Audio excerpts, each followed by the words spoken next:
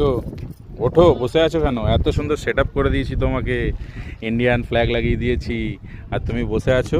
হ্যাঁ, এত সুন্দর জায়গা হুম। আর এত ঠান্ডা ঠান্ডা হাওয়া লাগছে, জলের কুলকুল শব্দ, আর একদম শান্ত পরিবেশ এখন দুপুরবেলা। আর দেখো পানাগুলো, আমার কিচ্ছু কত ভালো লাগছে না। পানা! আমার মনে হচ্ছে শুধু এখানে বসে থাকি, মানে উপভোগ করি, ফিল করি।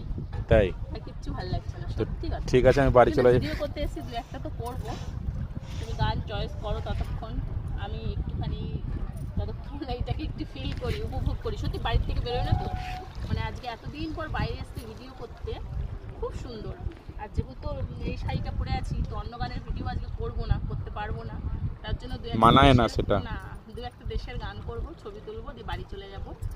তো চলো তুমি গান খোঁজো, ততক্ষণ আমি একটুখানি পরিবেশটাকে এনজয় করি, তারপর দু একটা ভিডিও করে বাড়ি চলে যাবো। সত্যি আমার দারুণ লাগছে, কি সুন্দর।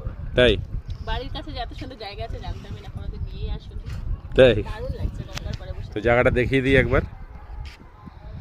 ওই যে ওইখান থেকে আসতে হয়, আর এই যে তোমার দিদিভাই ওখানে বসে সুন্দর হাওয়ার উপভোগ নিচ্ছে। তো চলো, রেস্ট হলে, হাওয়া খাওয়া হয়ে গেলে, এবার কয়টা ভিডিও করা যাক।